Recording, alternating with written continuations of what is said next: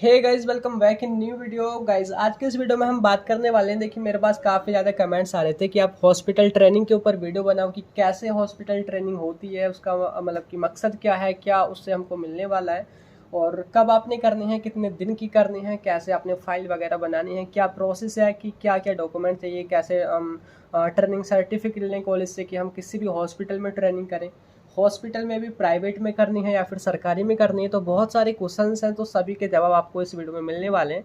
तो वीडियो में आपने बने रहना लास्ट तक। उससे पहले मैं आपको बता दूं कि मेरा नाम है सहरुद्दीन खान और आप देख रहे हैं अपना यूट्यूब चैनल फार्मेसी वाला।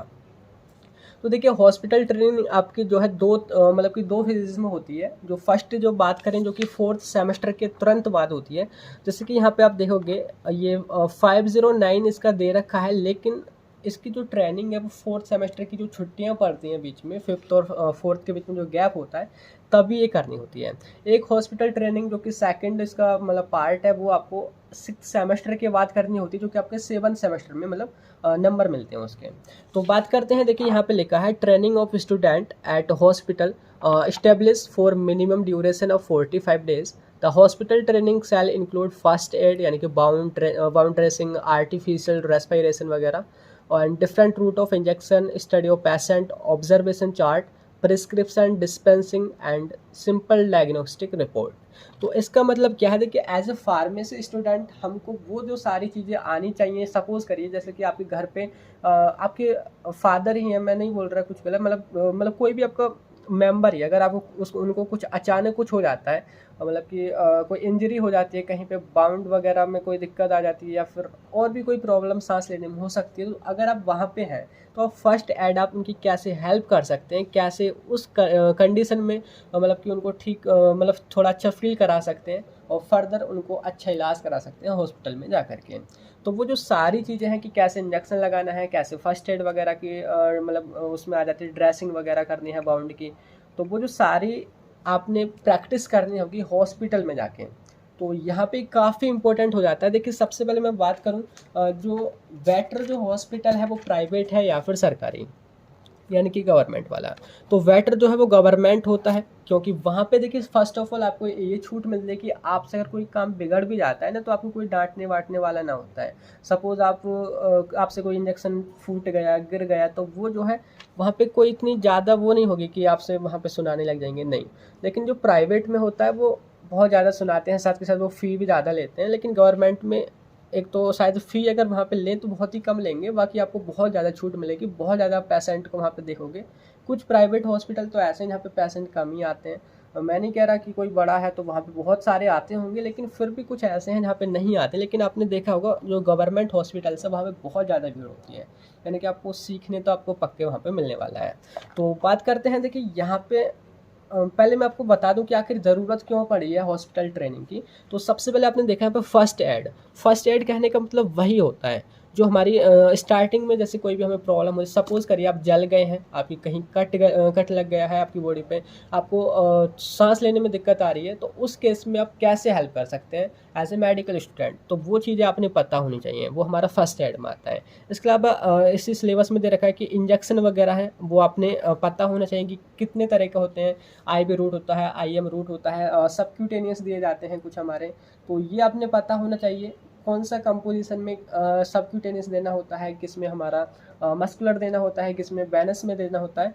तो वो जो सारी बातें हैं वो आपको पता होनी चाहिए, ठीक है। इसके अलावा देखिए, प्रिस्क्रिप्शन जो कि हमारे लिए काफ़ी इंपॉर्टेंट हो जाता है, कि आपको पढ़ना आता है या फिर नहीं आता है, या फिर डॉक्टर जो लिख रहा है वो थोड़ा बहुत आप कैसे समझ सकते हैं, वो काफ़ी इंपॉर्टेंट है। इसके अलावा जो हमारे पेशेंट होते हैं उनका भी चार्ट बनाया जाता है, यानी कि चार्ट बोले तो वही प्रिस्क्रिप्शन की तरह कि उनको कब डोज वगैरह देनी है, थोड़ा आप समझा सकते हैं। मतलब डॉक्टर क्या लिख रहा है वो आपको बता सकते हैं, मतलब कंसल्ट कर सकते हैं जो भी पेशेंट है। तो इसके अलावा ये सारी चीज़ें हैं। इसके अलावा डिस्पेंसिंग, वही डिस्पेंसिंग यानी कि प्रिस्क्रिप्शन जो आया है उसको समझ करके जो मेडिसिन वो अपने डिस्पेंस करनी है।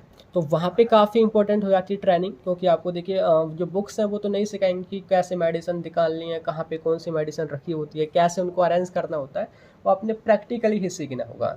इसके अलावा सिंपल डायग्नोस्टिक रिपोर्ट, यानी कि डायग्नोस्टिक कहने का मतलब है जो हम कुछ जैसे कि कराते हैं ना, जैसे कि कोई भी हम पैथोलॉजी में जाके अपना ब्लड चेकअप वगैरह कराते हैं, कोई भी रिपोर्ट वगैरह आती है, तो उनको समझना पड़ना कि क्या बीमारी है, कैसे कोई भी लिम्फोसाइट घटने पे या बढ़ने पे क्या प्रॉब्लम होती है, वो सारी चीज़ें आपने पढ़नी होंगी। तो इनकी बाकायदा आपने पूरी फाइल बनानी होगी, जैसे कि प्रैक्टिकल फाइल बनती है, थोड़ी वो हट के बड़ी फाइल बनानी होती है। सिंपली स्टार्टिंग में आपने एम लिखना होता है कि फर्स्ट एड में क्या किया।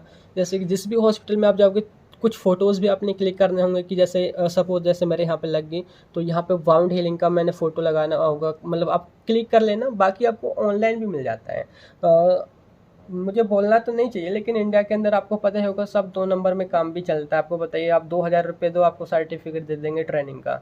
में सच है, मतलब कड़वा है पर पक्का सच यही है कि बहुत से स्टूडेंट ऐसा भी करते हैं। लेकिन मैं आपसे रिक्वेस्ट करूँगा कि आपने फार्मेसी में एडमिशन लिया है, किस लिए लिया? अगर आप सीखोगे ही नहीं तो फिर आगे क्या फ़ायदा होने वाला है? तो मैं यही कह रहा हूँ कि अब जा कर के सीखें अच्छे से, आपको बहुत ही मज़ा आने वाला है फार्मेसी में ट्रेनिंग करते हैं। ठीक है, बात करते हैं क्या प्रोसेस है। अब आपको तो नहीं पता कि क्या करना है डायरेक्टली, तो सबसे पहले जो पहली प्रोसेस है वो है आपकी फ़ी जमा होनी चाहिए। हाँ, कॉलेज में मतलब ट्रेनिंग जब भी जो लेटर है वो तभी देते हैं जब तक आपकी फ़ी जमा नहीं है, वो सुनते ही नहीं है। तो सबसे पहले मैं दिखा देता हूँ, मैंने फ़िलहाल अभी प्रिंट आउट करा है, बाकी मेरा दूसरा था। जैसे कि मेरा नाम सैरुद्दीन खान, मैं अभी बी फार्म कर रहा हूँ। तो यहाँ पे आप देखोगे, मतलब मेरा 6th सेमेस्टर के लिए था ये। तो फ़ी यानी कि जो हमारा NOC NOD यानी कि इसको आप नो ड्यू सर्टिफिकेट बोलते हैं, वो आपको मिलेगा लाइब्रेरी से या फिर आपके कॉलेज में जहाँ से मिलता हो, तो वो आपने ले लेना है कि यानी कि आपकी फ़ी पूरी सबमिट है। उसके बाद आपने बनवाना होगा एक बोनाफाइड या बोले तो NOC लेटर, जो कि हॉस्पिटल के लिए लिखा जाता है कॉलेज की तरफ से कि जो ये स्टूडेंट है वो उसकी फ़ी सारी जमा है और हम बिल्कुल उनको भेज रहे हैं ट्रेनिंग करने के लिए, आप इनको एक्सेप्ट कीजिए और इनको 45 दिन की आप ट्रेनिंग कराइए। तो ये आपने फिल करना होता है। ठीक है, ये सबसे पहले उसके बाद आपको चाहिए। और उसके बाद देखिए यहाँ पे एक फॉर्म आता है जो कि प्रैक्टिकल ट्रेनिंग कॉन्ट्रैक्ट फॉर्म होता है फार्मासिस्ट के लिए, जो कि ऑनलाइन आपको मिल जाएगा। वैसे मैं आपको इसकी PDF भी डिस्क्रिप्शन में डाल दूंगा। तो यहाँ पे क्या होता है, ये PCI की तरफ से एक कॉन्ट्रैक्ट फॉर्म आता है जो कि मतलब लिखित रूप में ये मतलब प्रमाणित करता है कि आपने ट्रेनिंग करी है और किस कॉलेज से आप पढ़ रहे हैं और किस हॉस्पिटल में जाके आपने ट्रेनिंग करी है, वो सारी चीज़ें आपने यहाँ पे लिखनी होती है। जैसे कि यहाँ पे अपना नेम, अपने पिताजी का नेम, गांव का, या जहाँ भी आप रहते हैं, मोस्टली जो आधार कार्ड में नेम होता है वही लिखना होता है। बाकी अगर आप कॉलेज के आसपास रह रहे हो वो नहीं लिखना होगा। ठीक है, इसके अलावा आगे जो सेक्शंस हैं, सेक्शन में जैसे कि जहाँ पे भी आप काम करने वाले हैं, यानी कि प्रैक्टिस जहाँ करने वाले हैं, वहाँ पे किसके अंडर में काम करेंगे उस फार्मासिस्ट का नेम, और किस हॉस्पिटल ने एक्सेप्ट किया है उसका नेम, पूरा इंस्टीट्यूशन वगैरह सारा कुछ। ये जो है 3 यही कॉपी आपने निकलवानी होंगी। मैक्सिमम आप 3 निकलवा सकते हैं। उसका रीज़न ये है, एक हॉस्पिटल में जमा हो जाएगी, एक शायद आपके पास रहनी चाहिए जो आपको काम आए जब आपको प्रैक्टिकल में नंबर पे तो मिलेंगे ना, तो तब के लिए आपके पास होनी चाहिए। बाकी एक आपके कॉलेज में भी जमा हो जाएगी, या फिर आप एक बचा करके रख सकते हैं। इस तरीके से 3 यहाँ पर आपने निकाल लेनी है। ठीक है, तो इतना काम हो गया। उसके बाद आप इसको, और ये आपके पास जो हमारा ये किधर गया, ये हमारा NOC था, इसको लेकर के आप जाओगे हॉस्पिटल कि हमें करनी है ट्रेनिंग। तो हॉस्पिटल वाले आपसे देखिए कुछ चार्ज कर सकते हैं, मैं नहीं बता कि कितना करना है, या आपकी अगर जानकारी हो तो मतलब फ्री में भी हो जाता है काम।